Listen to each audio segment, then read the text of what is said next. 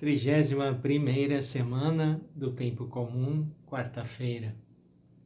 Queridos irmãos, queridas irmãs, nós, no Evangelho de hoje, Lucas 14, 25 a 33, temos duas cenas que tocam dois temas muito importantes na nossa vida cristã. O primeiro fala sobre o seguimento de Jesus Cristo. E o segundo fala sobre a vigilância e a gente se preparar bem para poder viver esse seguimento. Na primeira cena, diz assim o Evangelho: naquele tempo, grandes multidões acompanhavam Jesus. Voltando-se, ele disse a elas: se alguém vem a mim, mas não se desapega de seu pai, de sua mãe, sua mulher, seus filhos, seus irmãos e suas irmãs, e até da própria vida, não pode ser meu discípulo. Quem não carrega a sua cruz e não caminha atrás de mim, não pode ser meu discípulo. Portanto, aqui claramente se fala do seguimento, do discipulado, e para que possamos ser discípulos, possamos seguir Jesus, temos que segui-lo na sua vida, segui-lo nas suas atitudes mais importantes, fundamentais, aquelas pelas quais ele deu a própria vida. E, portanto, não temos como tirar do nosso caminho a cruz e tudo aquilo que significa carregar a cruz. Jesus não podia deixar de lado a cruz se ele queria realmente cumprir a vontade do Pai de dar a própria vida. Ninguém tem maior amor, disse Jesus, do que aquele que dá a vida pelos seus amigos. E ele disse: vós sois os meus amigos. Na primeira parte, se fala do desapego. Se alguém vem a mim, mas não se desapega de seu pai e de sua mãe, sua mulher, seus filhos, não pode ser meu discípulo. Então, essa atitude, hoje nós poderíamos chamar de liberdade interior. Temos que ser livres. Não podemos seguir obrigados ou seguir com outros interesses. Tem que ser uma atitude de liberdade.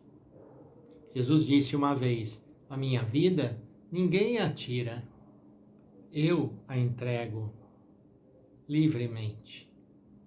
E essa é a atitude também pedida a nós. Quem não carrega a sua cruz, não caminha atrás de mim. Temos que caminhar atrás de Jesus. Às vezes a gente olha e vê pessoas que estão querendo ir na frente de Jesus. Eles que estão querendo aparecer, e não o Cristo. Então temos que cuidar para isso. A segunda parte do Evangelho, então, introduz o segundo tema. Qual de vós, querendo construir uma torre, não senta primeiro e calcula os gastos, para ver se tem o suficiente para terminar? Caso contrário, vai lançar o alicerce, mas será incapaz de concluir. E todos os que o virem começarão a caçoar, dizendo: este homem começou a construir e não foi capaz de acabar.